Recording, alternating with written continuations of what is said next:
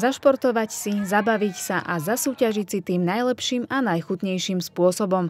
Aj to bol dôvod stretnutia občanov mestských častí Šípok, Štrkovec a Šimonovany. Po roku sa opäť stretli pri varení guláša.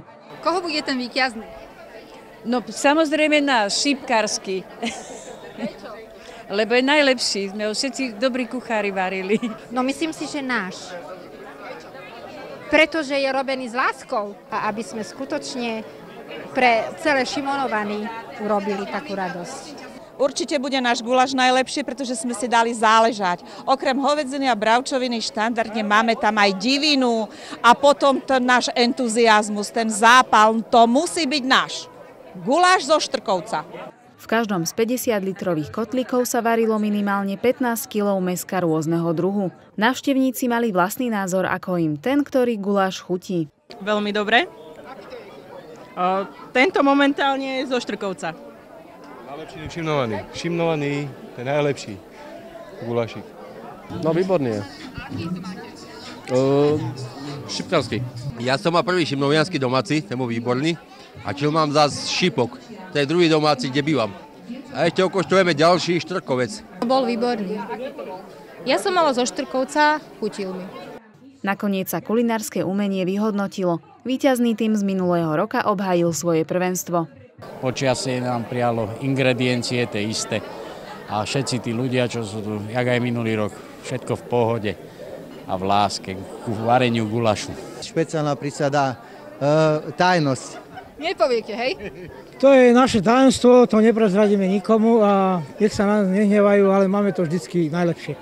Oceňoval sa aj najchutnejší babičkin koláčik a mamičkin zákusok. Tieto maškrty z dielne šimonovianských kuchárok chutili najlepšie. Za Šípok, kde pôsobia aj mladí poslanci, sme ako degustátorov vybrali malé 5 a 6 ročné deti, ktoré degustovali tieto koláčiky a myslím si, že to sú najférovejší porodcovia v histórii tohto podujatia, bolo to také milé. Motív zbližovania vznikol pred 7 rokmi pre obyvateľov Šimonovian, no nezostalo len pri nich. Toto bolo taká myšlienka, že vlastne spraviť niečo pre väčšiu časť, nielen pre tých našich Šimonovancov, lebo na tie naše akcie chodili aj Šípkári, aj Štrkovčania, tak sme chceli zapojiť aj týchto vlastne. Som veľmi rada, že v tom ďalej pokračujeme, lebo sa tu nespájajú len 3 výbory, ale aj obyvateľia týchto 3 mestských častí a nie len týchto mestských častí, ale celého mesta. Takže je to opäť taký priestor na stretnutie. No určite je výnimočné tým, že spája ľudí dobrej vôle, ktorí majú záujem sa baviť nielen športovo, ale aj vlastne spoločensky, majú záujem spoločne tu stráviť čas pri varení gulášov. Sobotnejšie popoludne mohli návštevníci podujatia na futbalovom štadióne v Šimonovanoch do sítosti využiť. Bola som na skákacom ráde, pozerala som futbal a na autičkách som bola. A ako tu je? Dobre. V podstate chodíme na každý ročník a je to zábavné.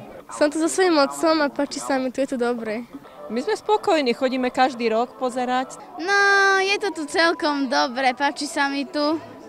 Hostujúce Šimonovany pripravili pre svojich partnerov z ostatných mestských častí výdatný program.